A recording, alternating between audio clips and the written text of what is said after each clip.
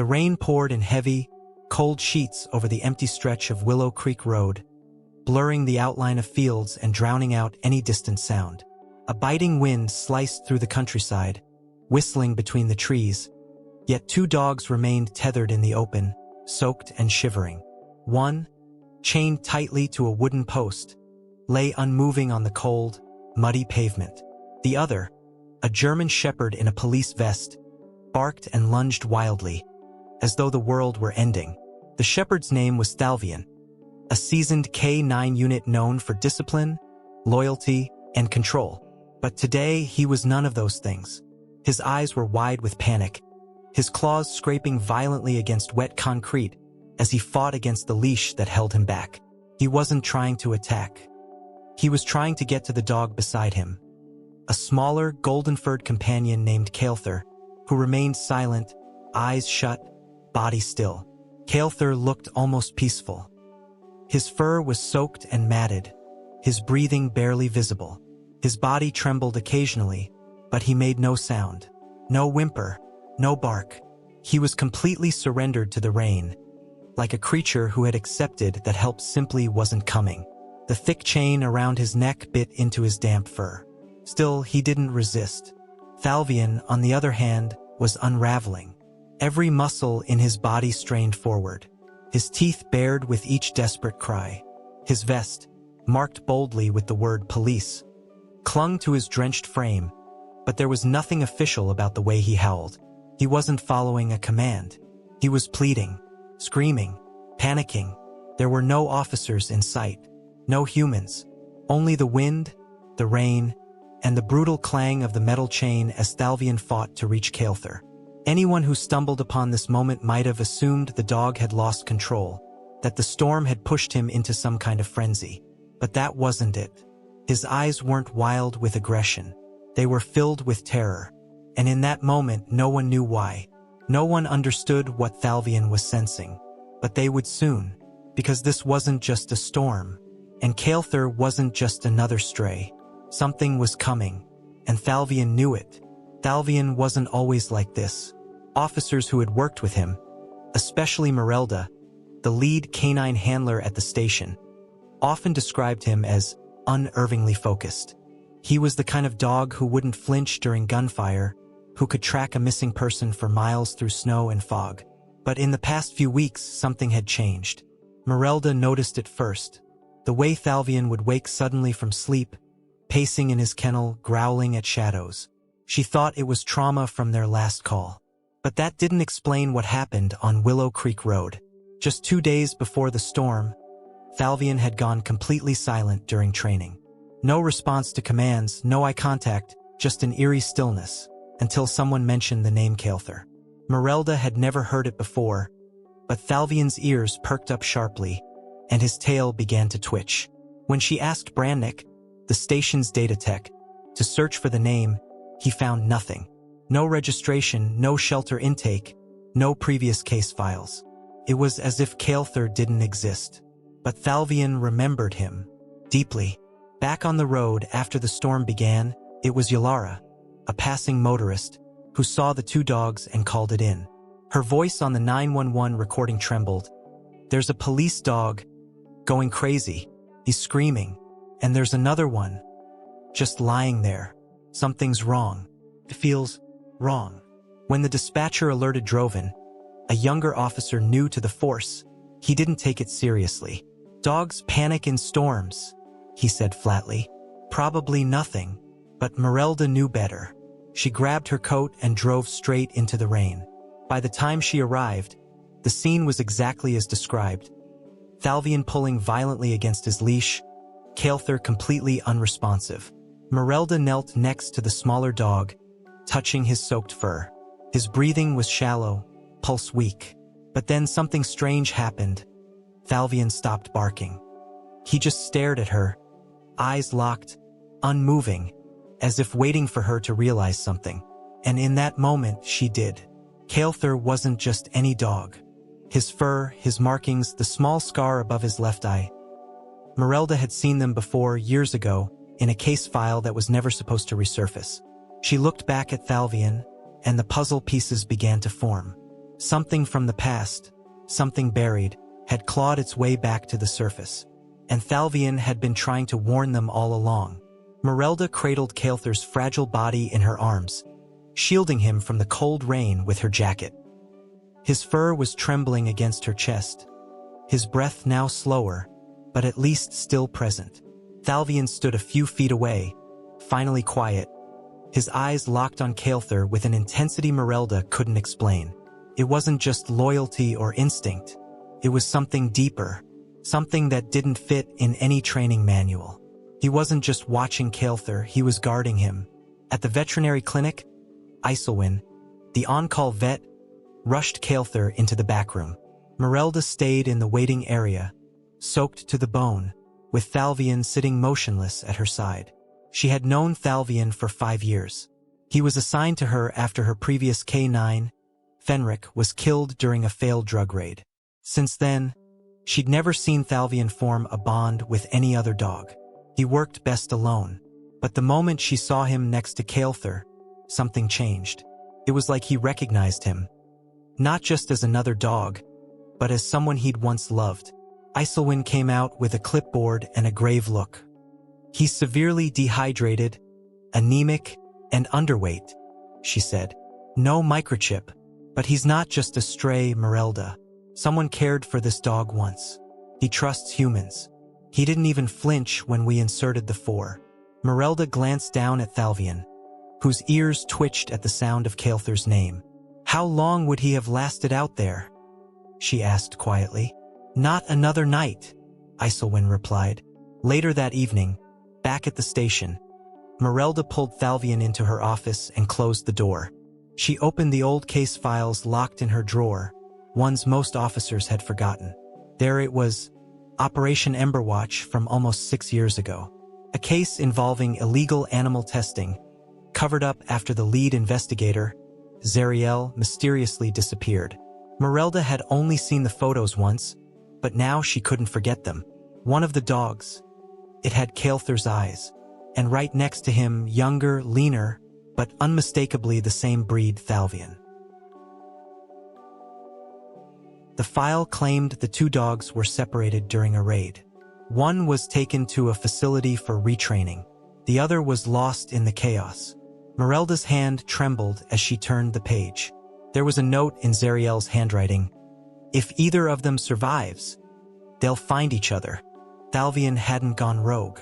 He hadn't panicked. He'd remembered. Merelda sat alone in the dim break room of the station, a cold cup of coffee in her hand and the Emberwatch file spread across the table. The fluorescent light above flickered softly, echoing the unease in her chest. Thalvian lay at her feet, his eyes alert but still. She could feel his tension. It was like he knew the story wasn't over, like he sensed that finding Kael'thur had only awakened something worse. Later that night, Brannick, the station's tech officer, entered quietly with a flash drive. "I found something," he said, plugging it into the old desktop. On the screen appeared a grainy surveillance video from 6 years ago, recovered from a storage facility in upstate New York. The timestamp matched the Emberwatch raid.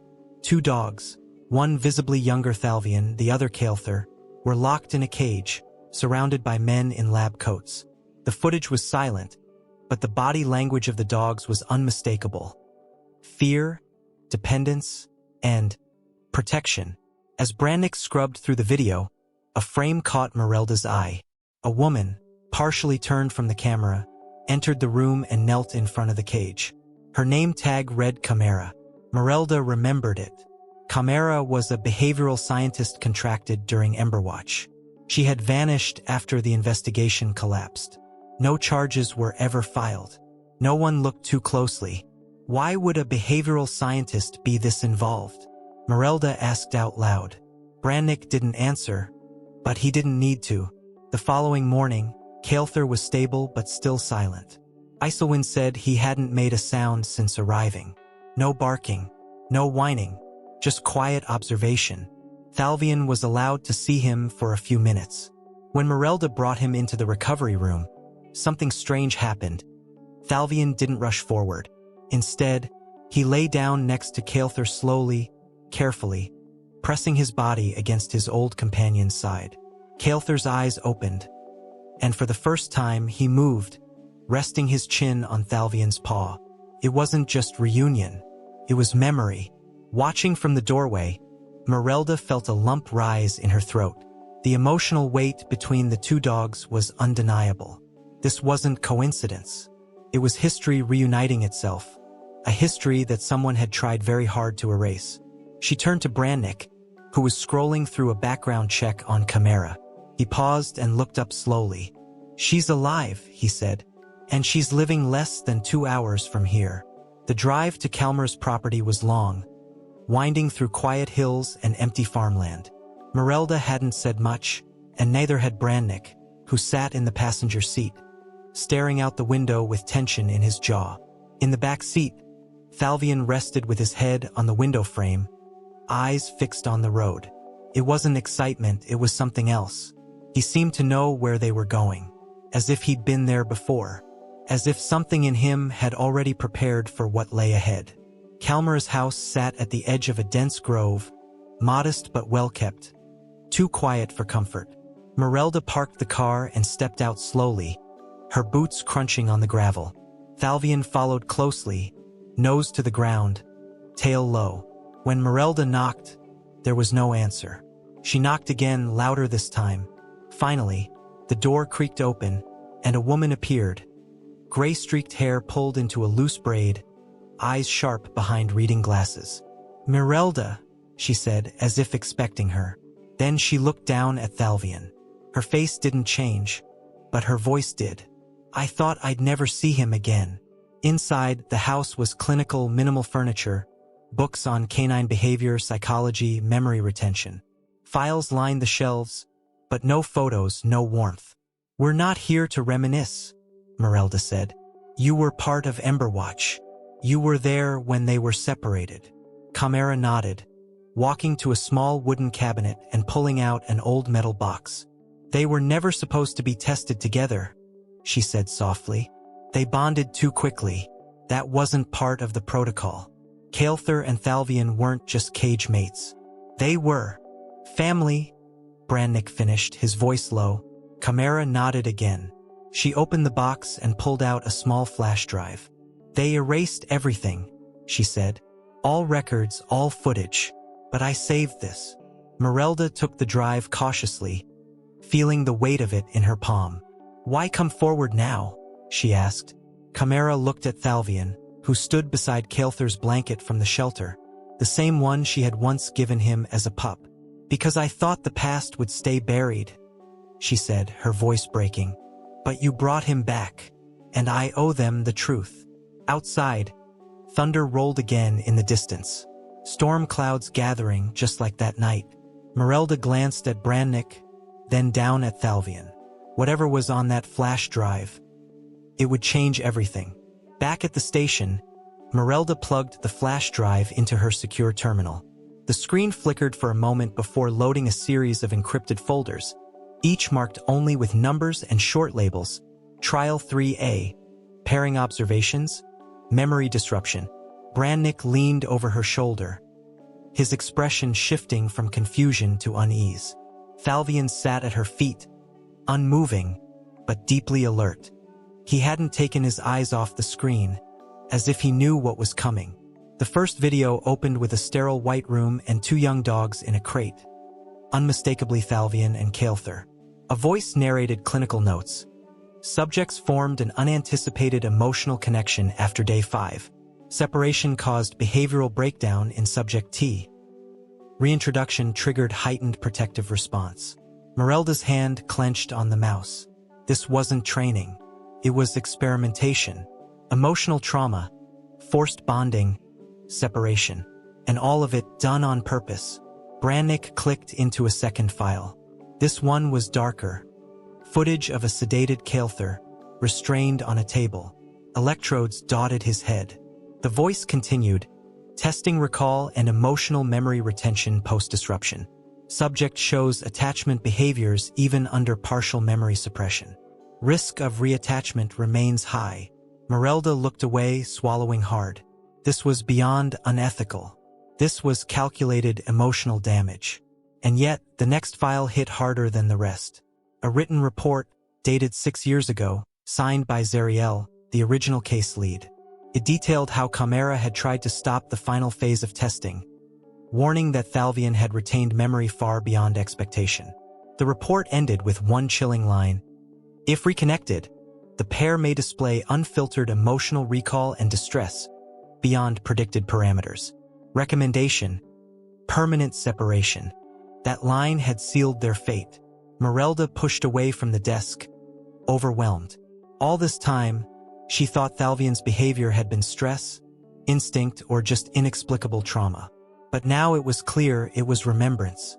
Every bark on Willow Creek Road, every restless night, every time he pulled at his leash, it wasn't panic. It was grief. Down the hall, Iselwyn entered with an update. Caelthar's responding to treatment. He moved toward Thalvian's scent blanket and let out a small sound. It wasn't a bark, but it was something. Merelda looked at her silently, then back at the screen. The truth was out now. The past wasn't just resurfacing. It had never left, and someone would have to answer for it. The morning air was heavy with silence as Merelda parked outside the county building, flash drive clutched in her hand. She wasn't wearing her uniform, just a weathered jacket and the expression of someone who had seen too much in too little time. Brannick walked beside her, unusually quiet, holding a sealed envelope of printed reports. Inside were documents that could unravel careers and reveal a truth the department had buried 6 years ago. They were met at the door by Yalara, the department's internal affairs liaison. She was known for her calm precision and complete lack of sentiment. "You're making serious accusations," she said, as Merelda handed over the drive. "I'm making a report based on evidence," Merelda replied flatly. "I want an official review of Emberwatch and the roles of every contracted party, especially Chimera." Yalara's expression didn't change, but her fingers tightened slightly on the drive. Back at the shelter, Caelthar was recovering slowly. His weight was still low, and his energy came in short, flickering bursts. But his eyes were different now, more aware, more connected. When Thalvian entered the room, Caelthar would lift his head and try to move toward him. Iselwyn noted how his vitals improved whenever Thalvian was near. "They're stabilizing each other," she whispered once, "as if they're sinking again." But news of the report traveled fast. That evening, Merelda received a call from Droven, the young officer who had dismissed her concerns earlier. "You might want to be careful," he said, voice low. "Some people aren't happy you're digging this up." Emberwatch wasn't just a mistake. It was protected. Merelda hung up without replying. Fear had no room in her mind anymore, not after what she'd seen. Later that night, a shadow appeared at the station's back entrance. Chimera. Her coat was soaked from rain, her eyes red from crying. "I heard what you did," she said, standing in front of Merelda. "You don't understand. I tried to stop it. I wasn't the one who ran the final phase." Merelda stared at her for a long moment. "Then tell me who did." Chimera hesitated, then spoke one name, Fenric. The word hit like a thunderclap. Not the dog, but the man. Dr. Fenric Thorne, head of behavioral operations during Emberwatch, long presumed to have retired overseas. Merelda felt her stomach twist, because if Fenric was still alive, he might be the only one who knew the full extent of what was done, and he might do anything to keep it buried. Tracking down Fenric wasn't simple, but it wasn't impossible either. With access to older government archives and Brannick's tenacity, Merelda finally found the trail. A set of redirected research grants, all tied to a remote behavioral facility outside of Albany, led them to a secluded estate under a false name. According to records, it belonged to a Dr. F. Calder. But the signature on the property deed, it matched Fenric's exactly. "He never left," Merelda whispered, staring at the file. "He just went underground." The estate was surrounded by woods and shielded by high iron gates. No public listings, no road signs, just a gravel path off a state route that locals referred to as dead land. Merelda drove alone. She didn't inform the department, not even Yalara. She took only what she needed: her badge, the flash drive, and Thalvian, who sat silently in the back seat. As the car neared the entrance, Thalvian's posture changed. He sat up straight, alert. His ears twitched as though recognizing something invisible in the air. A rusted intercom crackled at the gate. "State your business," a voice said, distorted but coldly familiar. "I'm here about Emberwatch," Merelda replied calmly. There was a long pause. Then, the gate creaked open without another word. She glanced in the rearview mirror at Thalvian. He didn't bark. He didn't growl. But his eyes were focused like they hadn't been in days. This wasn't a rescue mission anymore. It was a return. The house was large but decayed. Worn wood, cracked windows, the smell of chemicals faint in the wind. On the porch stood Fenric, older now, with sharp gray eyes and a cane in his left hand. "I thought they'd send a lawyer," he said dryly. "Didn't expect a handler." Merelda stepped forward slowly, keeping Thalvian close. "I didn't come for legal arguments," she said. "I came for the truth." Inside, the walls were lined with notebooks, charts, even old Emberwatch insignias. "They buried my work," Fenric muttered, limping through the room. "They wanted to pretend it never existed. But what we found, the memory patterns, the bond formations, it was bigger than anyone understood." He looked directly at Thalvian. "That dog should have been a breakthrough, but he became a liability."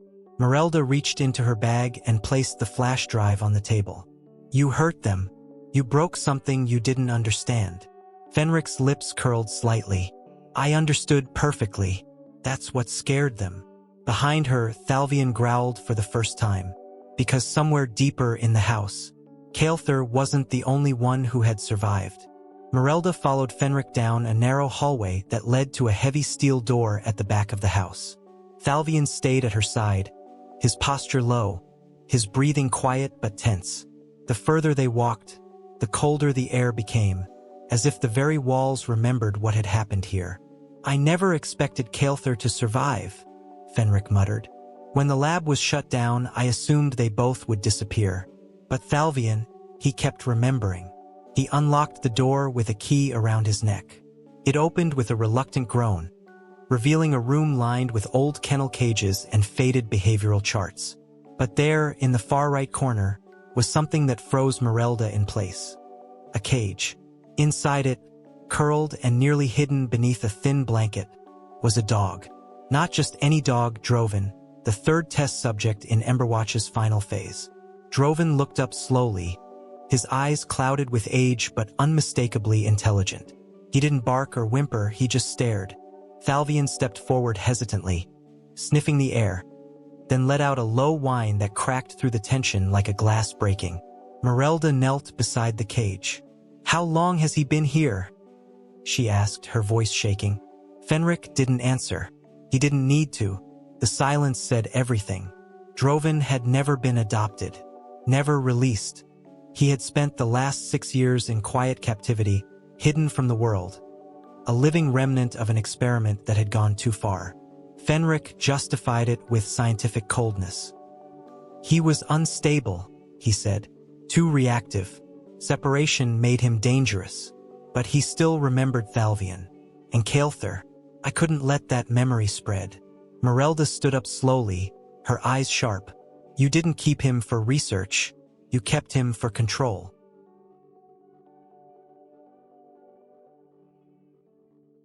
Thalvian moved beside the cage and pressed his nose gently to Droven's through the bars. For a long moment, neither dog moved. Then, Droven slowly reached a paw forward, trembling but purposeful, and touched Thalvian's. That small connection shattered the years between them. It wasn't just a reunion. It was forgiveness. Merelda took a deep breath, stepping between Fenric and the cage. "This ends now," she said. "You're coming with me, and they're going home." Fenric didn't argue. He simply nodded and turned away, shoulders heavy with the weight of a life built on silence and control. Outside, for the first time in years, all 3 dogs would breathe the same air again. Together. But one more moment still waited, the one that would finally bring them peace. The morning air outside Fenric's estate was cool and still. As the sun broke through the treetops, it cast golden light over the clearing where Merelda waited beside her vehicle. Thalvian stood beside her, his gaze fixed on the front door. Inside, Kael'thir and Drovan had been carefully lifted into transport crates for safety, not as prisoners but as survivors. The look in Thalvian's eyes had changed. No longer frantic or haunted. He was steady now, grounded, whole. Ylara arrived an hour later with federal agents and a veterinarian escort team. Fenric was taken into custody without resistance. He didn't speak as he was placed in the back of the transport. Merelda didn't watch him leave.